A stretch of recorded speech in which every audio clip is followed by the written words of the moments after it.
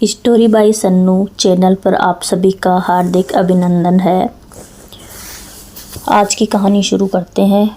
लीजिए श्रीमती जी, आज हम दोनों के लिए चाय मैं बनाकर लाया हूँ। बहुत अच्छी हवा चल रही है, हल्की हल्की धूप भी खिली है। मौसम का आनंद लेते हुए साथ बैठकर चाय पियेंगे जैसे वर्षों पहले पिया करते थे। अजी आप भी ना, आज एक साथ चाय पीने का शौक कहाँ से पैदा हो गया? आपकी दोनों बहुएं दिखेंगी तो क्या बोलेंगी? अपनी उम्र का तो लिहाज करो। अरे श्रीमती जी, शायद आप भूल रही हैं, आज हमारी शादी की सालगिरह है। इतना तो हक हमारा भी बनता है कि अपनी पत्नी के साथ कुछ समय बिता सकें। बूढ़े हो गए हैं तो क्या, आखिर हैं तो एक दूसरे के जीवन साथी, एक दूसरे के सुख दुख के भागीदार। इतना सुनते ही सुमन देवी के चेहरे पर मुस्कान बिखर गई, लेकिन अगले ही पल छत की चारपाई पर लेटे हुए रामकिशन बाबू का ये सौपन बारिश की तेजी से बरसती हुई बूंदों ने तोड़ दिया। एक ही झटके में वे अपने ख्वाबों की दुनिया से बाहर आ गए। बारिश की बूंदों से कहीं चारपाई और उस पर बिछी हुई चादर गीली ना हो जाए, यह सोचकर कंपकंपाते हाथों से सब कुछ अंदर रखने लगे। लेकिन उन बूढ़ी हड्डियों में अब इतनी जान कहाँ थी। धीरे धीरे सब काम करते हुए वे लगभग भीग चुके थे। सोचने लगे कि दो ही जोड़े तो कपड़ों के हैं मेरे पास, एक तो पहना हुआ है वह तो भीग गया और दूसरा जोड़ा रात का धोकर सूखने डाले थे, वे अब तक सूखे नहीं। रामकिशन बाबू गीले कपड़े पहने हुए थे। लाठी की टेक और लड़खड़ाते कदमों के साथ सीढ़ियां उतरकर नीचे आए। उनका शरीर ठंड लगने के कारण कांप रहा था। छोटी बहू रसोई घर में ही बच्चों के लिए नाश्ता बना रही थी। बहू को आवाज़ लगाई, बहू एक कप चाय तो बना दो, बहुत ठंड लग रही है, और मुझे सुमित का एक कुर्ता पायजामा दे दो, मेरे कपड़े बारिश में भीग गए हैं। बाबूजी अभी इनके लिए नाश्ता बना रही हूँ, थोड़ी देर बाद देती हूँ। थोड़ी देर बाद उनका छोटा बेटा सुमित नाश्ता करके अपने ऑफिस के लिए निकल गया। कुर्सी पर बैठकर बाबूजी इंतजार करने लगे कि बहू मेरे लिए कपड़े लेकर बाहर आती ही होगी।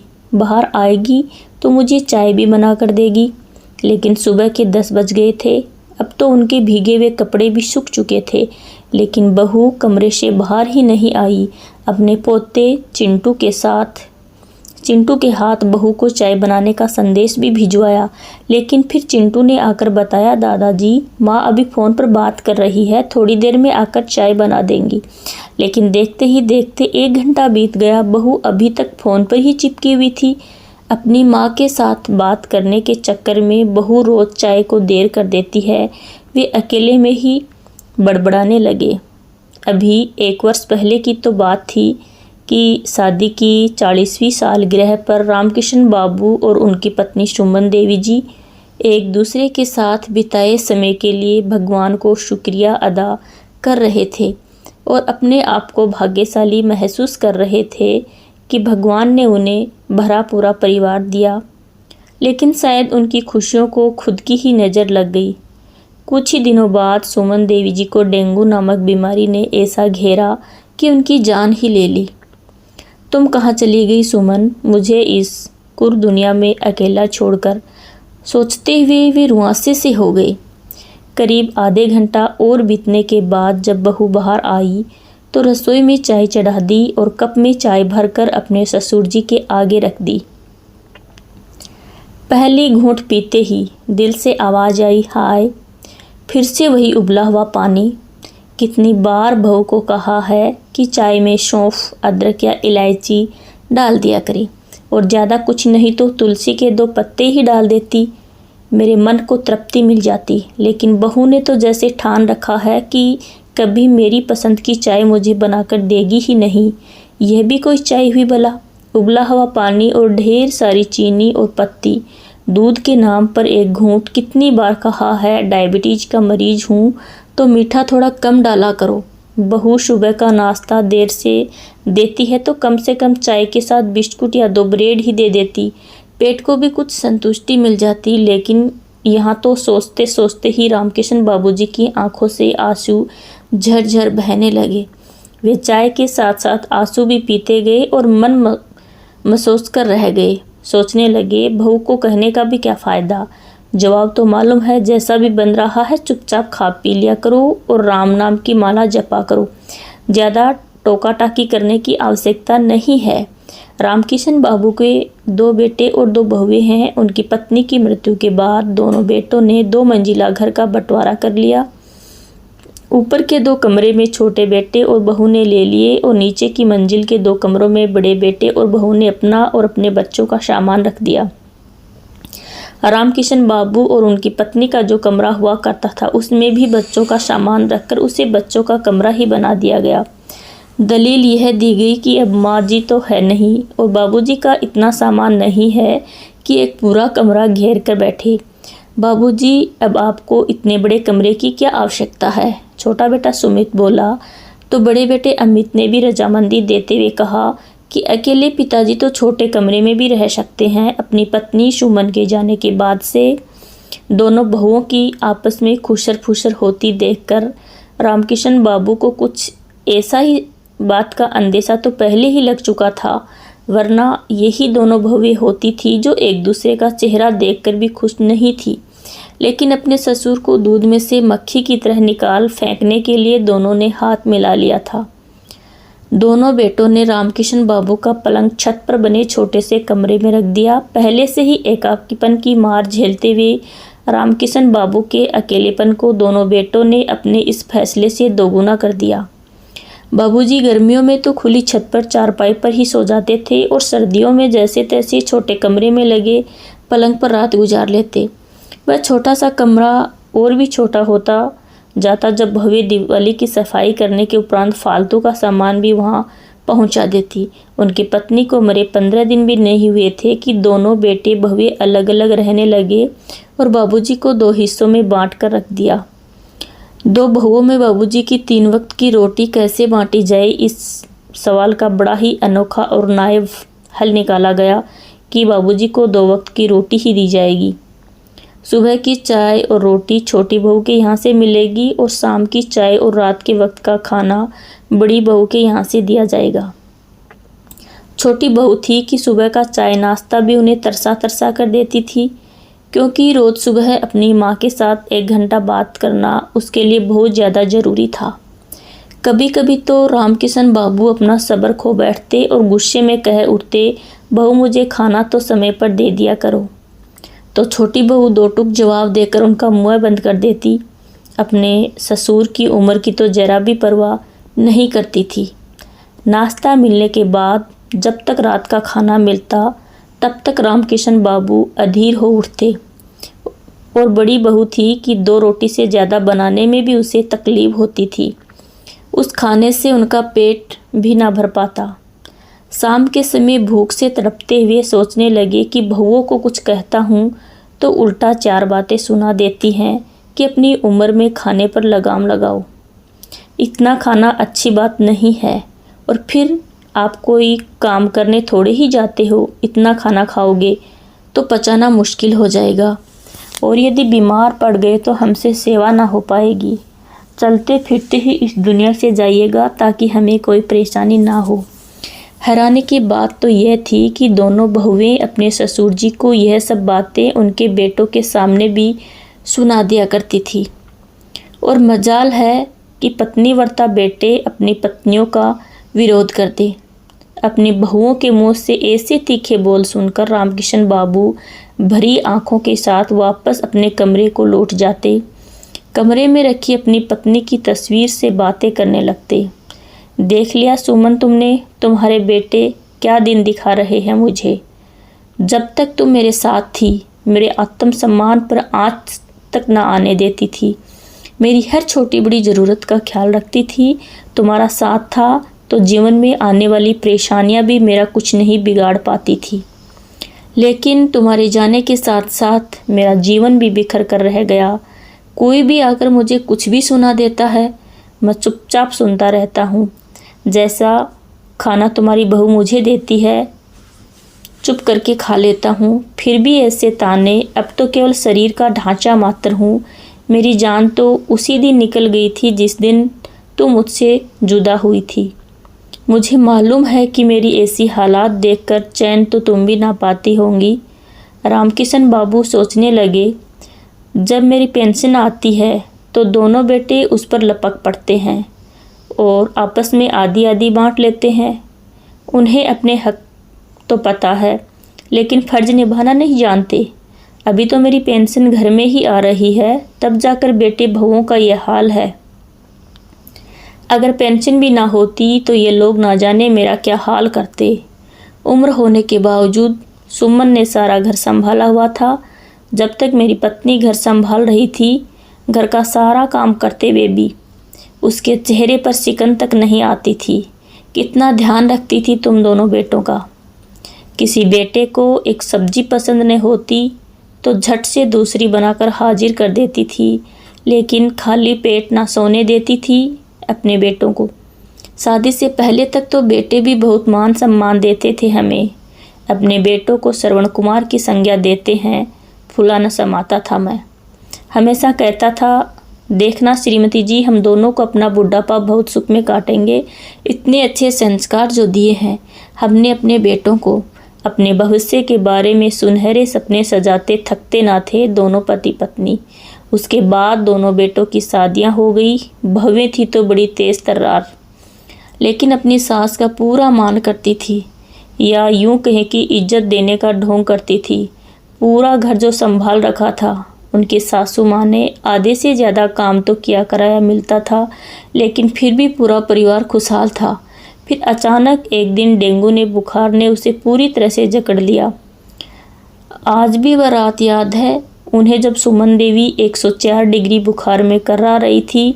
दर्द के कारण सिर फटता जा रहा था उसका। कितना कहा था उन्होंने अपने दोनों बेटों को कि अपनी माँ के लिए बुखार की दवा ला दे, लेकिन दोनों ही बेटों ने यही कहकर टाल दिया कि अभी कोई दुकान खुली ना होगी, लेकिन सरकारी डिस्पेंसरी तो दिन रात खुली रहती है ना। इस बात का भी उन पर कोई असर ना हुआ। शायद नींद उन्हें अपनी माँ से ज़्यादा प्यारी थी। सुबह जाकर ला देंगे, आप भी सो जाइए और हमें भी सोने दीजिए, कहकर दोनों बेटे वापस सो गए। आधी रात को पैदल चलकर मैं सुमन के लिए दवाई लेकर आया था, लेकिन जब घर पहुंचकर देखा तब तक बहुत देर हो चुकी थी। सुमन तो मेरा इंतज़ार करते करते इस दुनिया से ही विदा हो गई। उसके जाने के बाद तो जैसे मैं लावारिस ही हो गया हूँ। ये लोग इतना भी नहीं सोचते कि जब तक जी रहा हूँ 2 रोटी तो खाऊंगा ही ना। क्यों मेरी वह 2 रोटियाँ भी इन लोगों को आज भारी लग रही हैं। अपनी पत्नी की तस्वीर के साथ बातें करते करते उनकी कब आंख लग गई पता ही ना चला। अपने अकेलेपन को दूर करने के लिए रामकिशन बाबू सुबह और शाम के समय पार्क में जा बैठते। वहाँ हम उम्र लोगों के साथ बैठकर उनका थोड़ा दिल भी बहल जाता था। एक दिन वे और उनके दोस्त जब पार्क में बैठे हुए थे तो शर्मा जी बोले, आज बहू गट्टे की सब्ज़ी बना रही है। क्या बताऊं, गट्टे की सब्ज़ी तो इतनी स्वाद बनती है कि दिल नहीं भरता, पेट भले ही भर जाए। शर्मा जी ने जैसे ही गट्टे की सब्ज़ी का जिक्र किया तो रामकिशन बाबू की आंखों में चमक आ गई। गट्टे की सब्ज़ी तो मेरी पत्नी सुमन भी बहुत अच्छी बनाती थी। पत्नी के साथ साथ ज़िंदगी के सारे स्वाद भी चले गए। अब तो बहुओं को बनाने को कहता हूँ तो कहते कहते उनकी आंखें आंसुओं से डबडबा गई।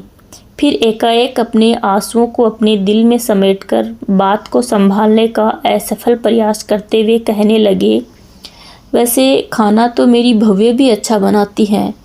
इस पर शर्मा जी बोले, अरे रामकिशन, आज तुम मेरे साथ मेरे घर चलो, हम एक साथ खाना खाएंगे।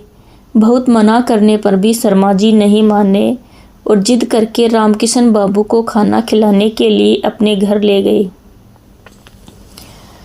कुछ दिन बीते तो उनकी बड़ी बहू बाबूजी के कमरे के बाहर आकर चिल्लाने लगी, बाबूजी, आपने तो हम लोगों की इज्जत की धज्जियां उड़ाकर रख दी। शर्म नहीं आई आपको ऐसे कांड करते हुए? अपनी नहीं तो कम से कम अपने बेटों की ही इज्जत का ख्याल कर लिया करो। मोहल्ले भर में नाक कटवा दिया आपने तो हमारी।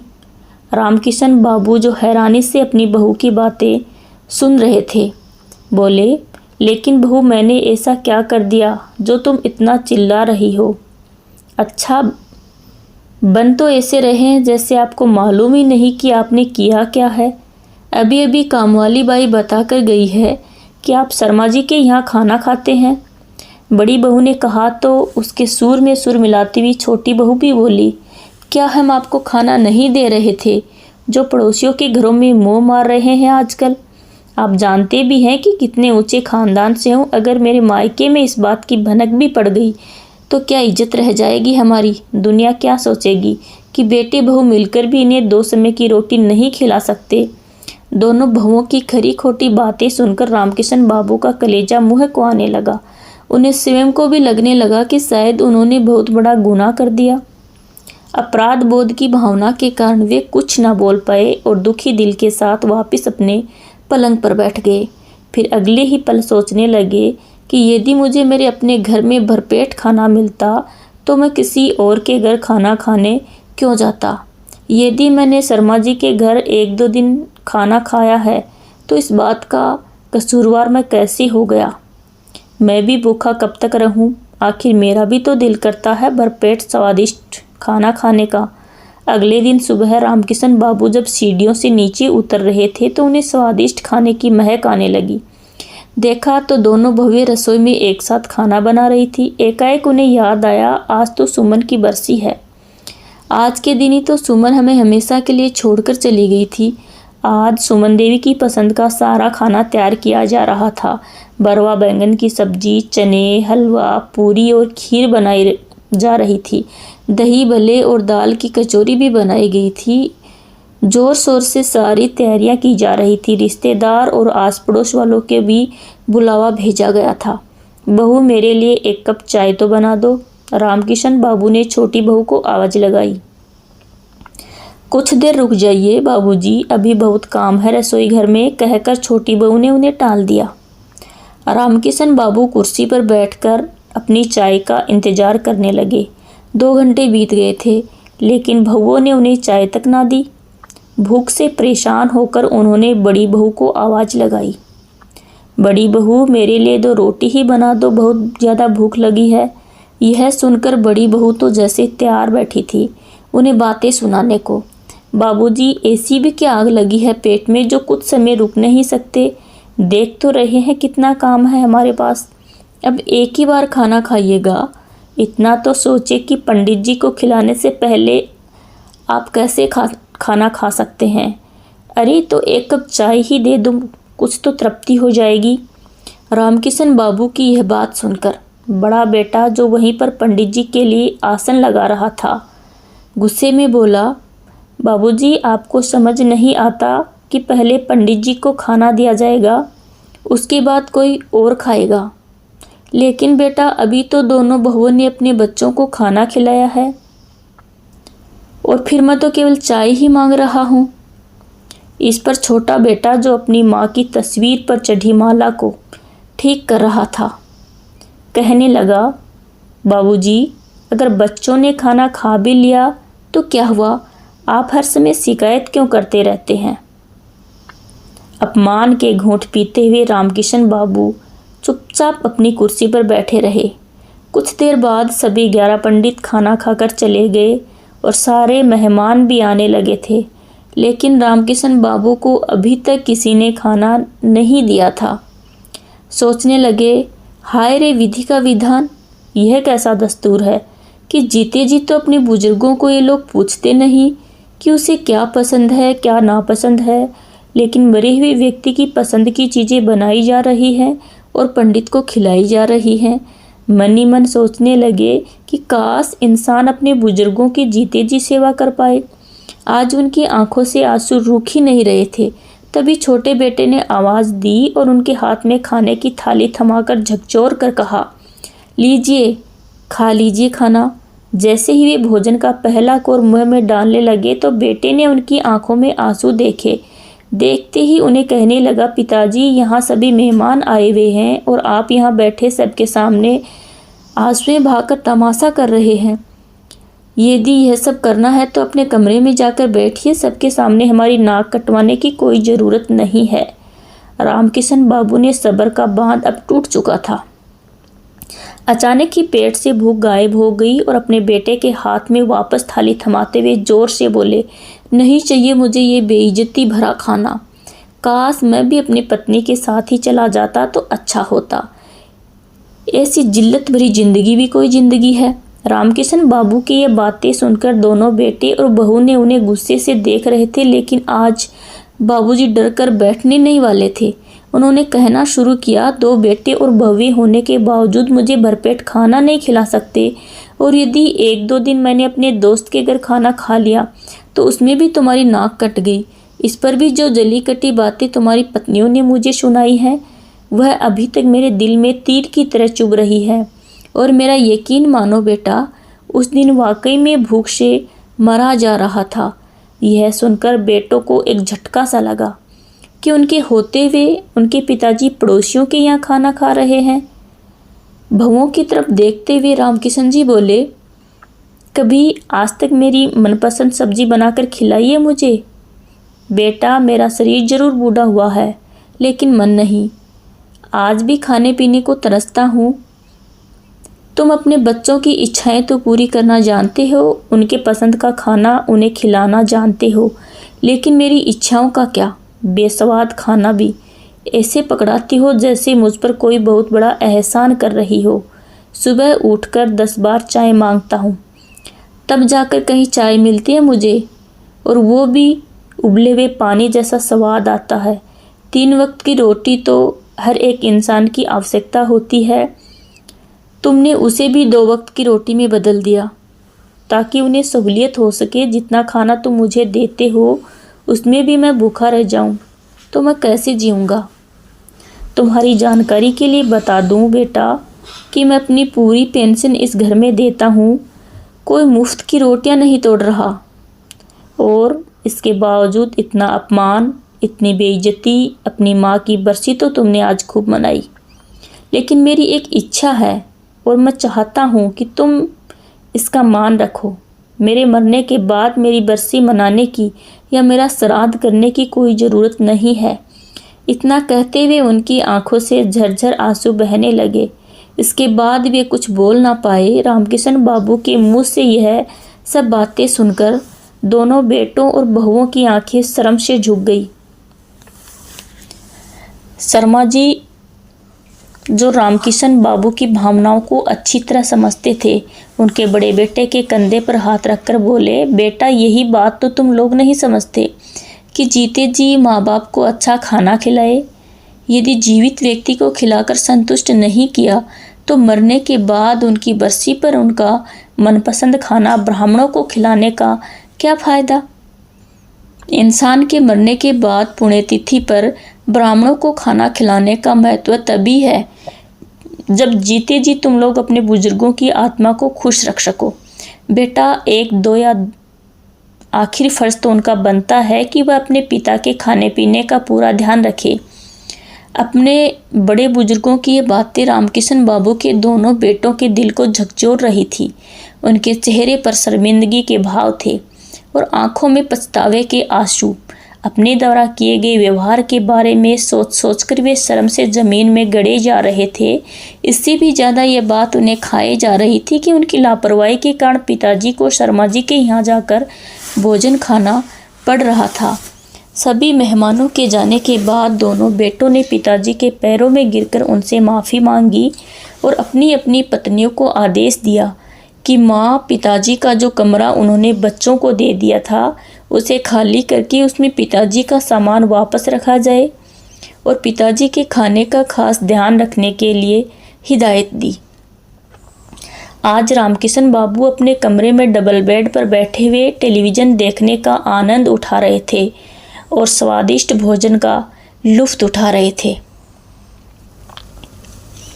कैसी लगी आपकी ये कहानी कमेंट बॉक्स में ज़रूर बताइएगा और मेरे चैनल को लाइक, शेयर एंड सब्सक्राइब ज़रूर कीजिएगा। धन्यवाद।